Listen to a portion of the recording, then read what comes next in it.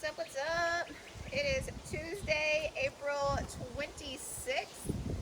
Guys, I know there's Taco Tuesday, but like I don't feel like Tuesdays get love enough like throughout the day. Like you made it through Monday. That's a win in itself. And now it's Tuesday. I don't know. I feel like there needs to be more of a celebration for Tuesdays and Taco Tuesdays. Anyways, moving on. Today we have an EMOM to start off, our part A. It's going to be an EMOM every minute on the minute for 12 minutes. The first minute you're going to be doing 8 tempo supine ring rows, which we'll go over here in a second. That tempo is going to be 2, 1, 1, 1. Then you're going to be resting the rest of that first minute. On your second minute, you're going to be doing some seated, L-seated dumbbell press, okay? So that's just seated, pike position, pressing overhead. Those are also going to be at tempo, 8 reps, 2, 0, 1, 1 again. And then we're going to be doing some tempo push-ups at tempo.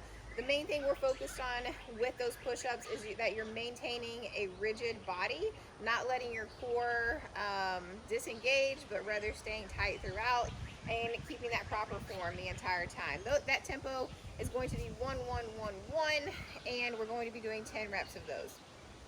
We'll go over all those just to make sure we're clear on all the tempo in just a second. For part B, every minute on the minute for 21 minutes. My brain did 12 minutes and then flipped it 21. Anyways. Oh, Asher got me a flower. I was wondering what was itching in my head. Isn't it beautiful?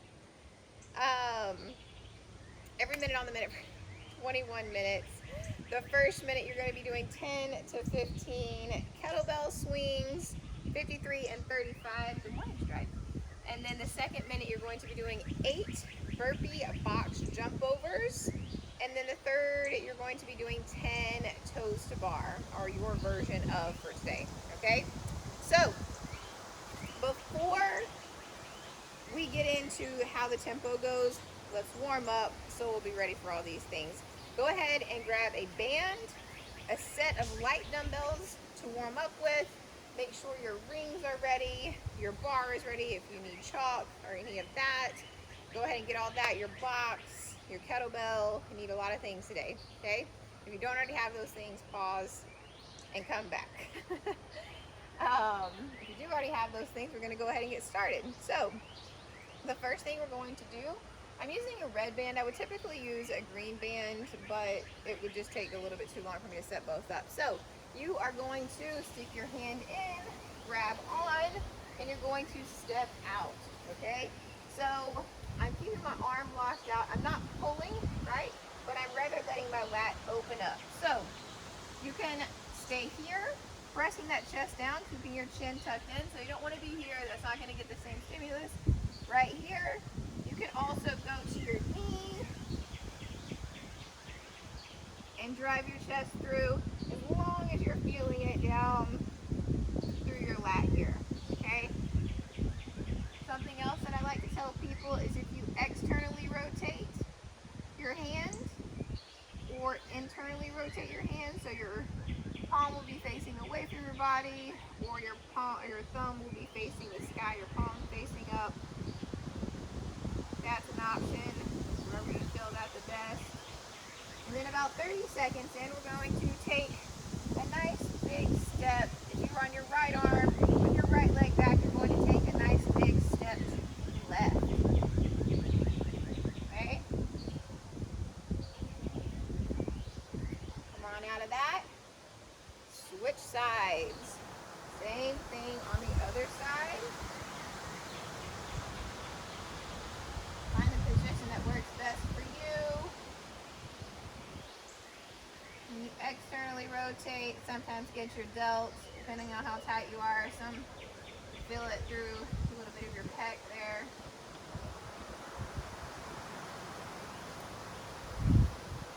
Again, take that big step. Don't fall on me. Don't do it. Keep walking. Haven't seen any of my videos on spiders. I'm talking to spiders now. Alright. Come out of that. Let's go ahead and get a calf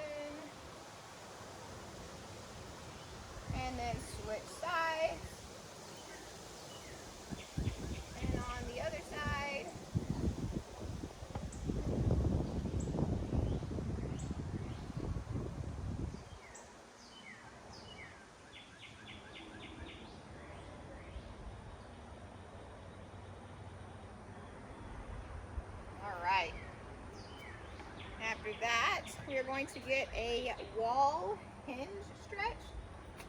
Slide these out of the way just for a second. So, you are, you know what, I'm just going to put that over here. If you are super tight, maybe your arms are up here a little bit more, okay? If you are a little bit more loose or a little bit more flexible, maybe you're here, you're just hinging and pressing that chest through, okay? Press your arms into the wall and press your chest through. You'll be able to play around. I'm going to straighten my legs out because I actually get a stretch in my hamstrings that way. But if you need to have a slight bend, that's perfectly fine. All right? Excuse me. Stay there for about 20 more seconds.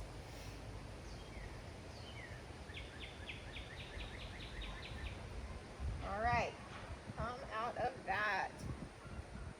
We are now going to have our other band, or if you're using the same band, now set this band up about hip height, okay? Stripes, the cat that we never planned on having, but now came from Georgia to Texas with us, is making her appearance today, guest appearance. All right, so we're gonna start with our right side. We're gonna put this band all the way up into that hip crease. Sounded like the thing just stopped, so stand by.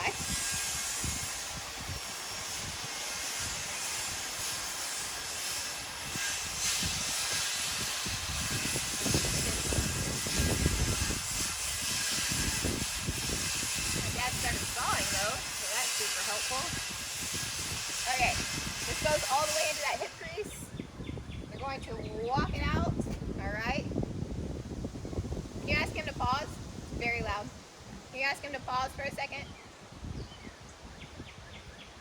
All right. While you're here, that right foot, remember, because it's on the right side, you're going to keep your chest open as like a good morning. You can go either all the way down or you can lock out. Okay, that's going to open your hip a little bit more. Or we can just come down, halfway up, down, halfway up, just keeping tension on that band, okay? After that, after 10 of those, you're gonna switch sides. I know I only did a couple, but I'm gonna even them out. 10 on the other side. Try to do the same thing.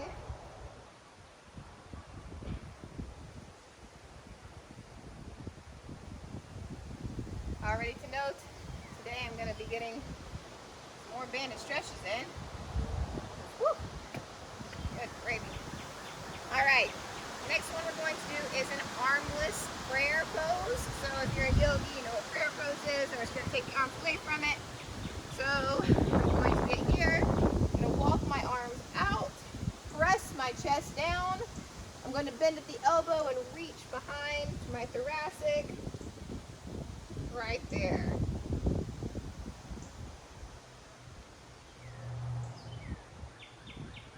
While you are there, stay there for, again, about 60 seconds. Play around. Maybe press your chest a little further to the ground. Maybe lift your chin a little bit. Whatever's going to stretch you best. Okay? About 20 more seconds.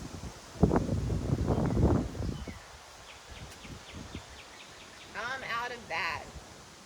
All right. Our last stretch that we're going to do is going to be, you're going to hinge and have a little bit of overhead activation, okay?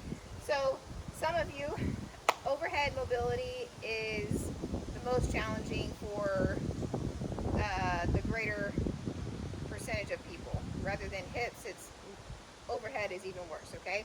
So for some of you, you may just be hinging to right here. Your arms are overhead right here. You're reaching as high as you can, coming back, okay? Think about engaging everything. You're not just doing this. You're not doing arm swings. You're keeping everything engaged, okay? For others, you may be hinging all the way, reaching up,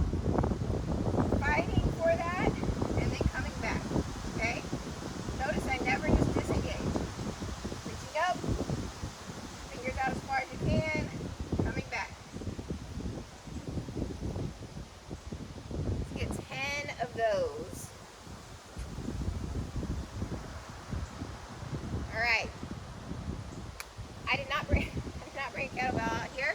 The next thing we're going to do, you're going to get 5 Russian swings. So with your kettlebell, or if you just have dumbbells, you're just getting Russian to eye level, opening up those hips, squeezing those glutes. 5, right? Then we're going to get 5 box jumps. If you're doing step-ups, get 5 per leg on step-ups, making sure you're standing fully up on that box before you're bringing the other foot to touch. And then 5 kips.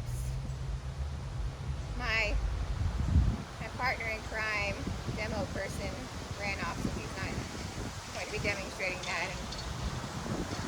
And I just unfortunately don't have ups like that. So, all right, after your 5 kips, we're going to go back to your kettlebell. We're going to get 3 swings overhead. 1, 2, 3. And then you're going to get 3 burpee box jumps. I like to tell people to get as close to the box as you can, so you're not wasting time doing a couple of stutter steps to jump on there. I personally, when I do burpee box jumps, I like to do them on the corner. So basically the box goes right here, my face is right here on the corner. It just gets me closer, but I think we've all seen the, you know, CrossFitters doing CrossFit, make quads great again, whatever, where the girl falls on the corner of the box and her lady parts take the brunt of the hit. Jump at your own discretion on the corner of the box, I guess, right? All right, last thing we're going to do is you're going to jump up on your pull-up bar and get your version of toes to bar today, okay? So if you are getting knee raises, just right here, I want you to do 3 of those. If you're getting knees to elbows, 3 of those. Maybe you are getting, it's going to be hard to do this, maybe you are getting 3 leg lowers, not touching the ground, going back up, controlling that down. Maybe that's your version of toes to bar today, okay? 3 of those. All right, so we are warmed up. We're going to go over the movements real quick, and I'm going to let you loose. So the supine ring rows. Some of you will have your feet on your box that you're using later to make you completely parallel with the ground. I'm just going to demonstrate regular ring rows because that's what I would be doing today, okay? Remember, the further you walk your feet out, the easier, the harder these get. The further you walk your feet back, the easier they get. So this would be back, this would be further out, make it more difficult. Your ring rows, or your supine ring rows, are 2, 1, 1, 1. So what that means, I'm gonna have to turn this way. What that means is we're going down, we're starting here, this is our starting position. 1, 1,000, 2, 1,000. I'm still engaged. I hold it here for 1, pump up, pause, 1. 1, 2, 1, 1, 1, okay? So I'm not exploding, but I'm controlling that pull back up as well. All right, so those are your tempo there. The eccentric is always typically the first number is the eccentric, so you're going down, okay? Seated dumbbell press.